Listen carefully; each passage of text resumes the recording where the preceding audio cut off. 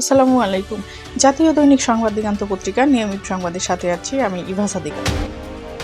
সিলেটে বন্যা পরিস্থিতির অবনতি, পানিবন্দী ৩ লাখ মানুষ। ভারত থেকে নেমে আসা ঢল ও টানা বৃষ্টিতে সিলেট জেলার ৫টি উপজেলা শতাধিক গ্রাম প্লাবিত হয়েছে। বন্যার পানিতে তলিয়ে গেছে জেলার ৫,৬০১ হেক্টর জমির ফসল। এমন পরিস্থিতিতে বন্ধ ঘোষণা করা হয়েছে সিলেটের সব পর্যটন কেন্দ্র। পানিবন্দী হয়ে পড়েছেন ৩ লাখ মানুষ। চালু করা হয়েছে ৪৭০ আশ্রয় কেন্দ্র। প্লাবিত হচ্ছে সিলেট শহরের নতুন নতুন এলাকা।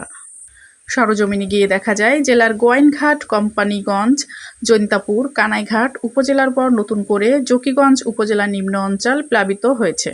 বন্যার পানিতে তলিয়ে গেছে সিলেট তামাবিল সড়ক। জেলা সদরের সঙ্গে সড়ক যোগাযোগ অনেকটাই বন্ধ হয়ে পড়েছেন গোয়াইনঘাট উপজেলা সদরের সঙ্গে। এদিকে সিলেট নগরীর নিচু এলাকাগুলোতে পানি ঢুকতে শুরু করায় আতঙ্কিত হয়ে পড়েছেন স্থানীয় বাসিন্দারা।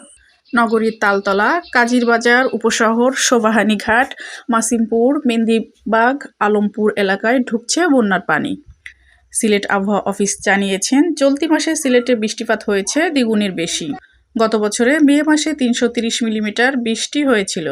এবার মে মাসে বৃষ্টি হয়েছে ৭০৫ মিলিমিটার।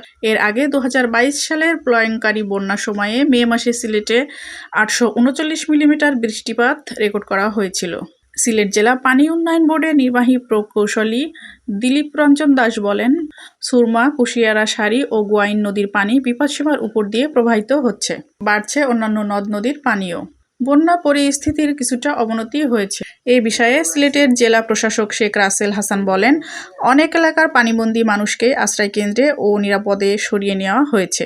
জেলার ৫টি উপজেলায় জরুরি ভিত্তিতে ৪৭০টি আশ্রয়কেন্দ্র চালু করা হয়েছে। প্রয়োজনে তা বাড়ানো হবে। তিনি বলেন, বন্যা কবলিত এলাকায় ১,০০০ বস্তা শুকনো খাবার, ৭৫ টন চাল ও ২.৫ লাখ টাকার ত্রাণ সামগ্রী প্রদান করা হয়েছে।